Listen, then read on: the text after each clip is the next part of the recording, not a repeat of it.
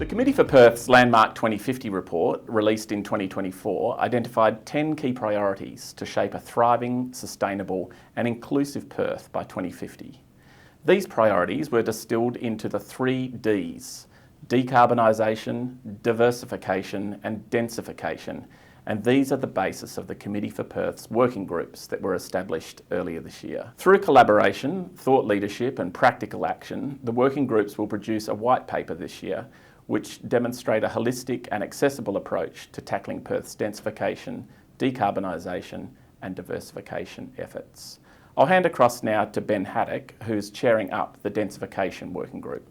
Hi everyone, I'm Ben Haddock and I'm the chair of the Committee for Perth's Densification Working Group, and I'm delighted to speak with you today about a document that represents not just a vision for Perth's future, but a testament to the power of collaboration and innovation in shaping that vision. This strategic overview, crafted to address the challenges of urban density and development in Perth by 2050, is more than a policy paper. It's a product of a deeply collaborative effort involving planners, economists, advocates, developers and everyday people. It reflects a shared commitment to reimagining how our city grows, lives and thrives. From the outset, this work was guided by a simple but powerful idea that the future of Perth must be co-designed. These ideas emerged from cross-sector dialogue between government, industry and here today, all of you. This document that we produce is not the end, it's the beginning.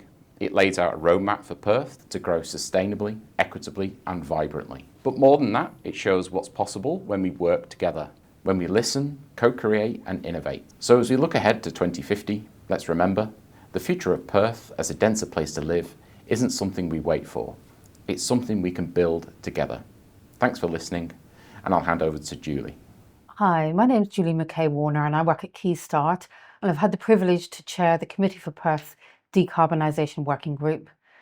The group is made up of a very impressive group of leaders heading up climate and sustainability across industry, academia, energy and resources, engineering, housing, transport and government. We've had many valuable and insightful discussions in our group. There's deep climate knowledge in the room and a real passion for our city and our region into the future. First and foremost, we're advocating the development of an integrated climate transition plan in order to provide a coordinated response to mitigating emissions across the value chain, adapt to climate risk and capitalise on opportunities. So, a climate transition plan for Perth. Adelaide has one, Melbourne has one, Sydney has one, Perth needs one. A climate transition plan, or CTP, would provide the long-term strategic planning framework which would steer Perth in building resilience to climate impacts and frame its transition journey to net zero emissions. As we discussed decarbonisation, we chose to focus on the built environment, transport and circular economy as 3 areas that are relevant for the Perth Peel region, and where we could see that there were opportunities to make recommendations to have the greatest impact both in the immediate future and in the years to 2050. One of the key objectives of the Climate Transition Plan would be to provide the future-focused framework by which Perth will become a world-leading city on how it responds to climate change. Thank you, and I'll now pass to Lance, who is the chair of our Diversification Working Group. Hello, my name is Lance Glare and I'm chairing the Diversification Working Group with the Committee for Perth. And we know that Perth and WA has an economy that is the envy of the country. But as we look forward, it's well recognised that that economy needs to have multiple strings to its bow and be more diversified as we look over the next 25 years. We know that economic diversification is key to Perth's prosperity.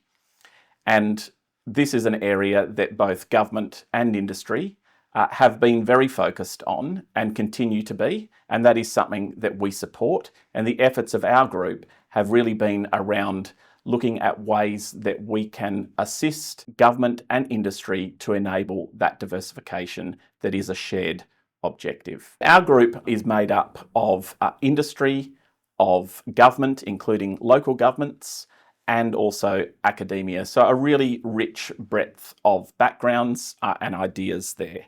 And our thinking is framing around 4 key pillars.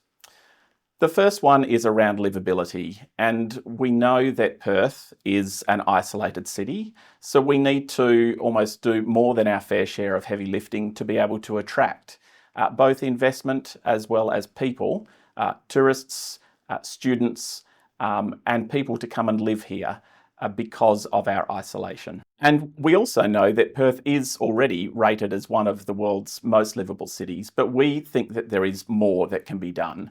And we would like to see Perth ranked in the top 5 livable cities globally. Secondly, we would like to see the efforts around strengthening WA as a global gateway be continued but also strengthened. And we believe that it's really important to see those bold partnerships forged across both our neighbours in Asia as well as across the Indian Ocean into Africa. We've recognised the importance of housing as a key enabler to supporting Perth and the state's economy. So we would like to see a strengthened and continued effort in home ownership, including areas such as reforming taxation and encouraging both business investment as well as property investment. And last but not least, we have taken a focus around the workforce that Perth is going to need if it is to realise its aspirations for a more diversified economy over the next 25 years. Together, these working groups are laying the foundation for a future Perth that is more connected, more resilient, more prosperous, and ultimately more livable.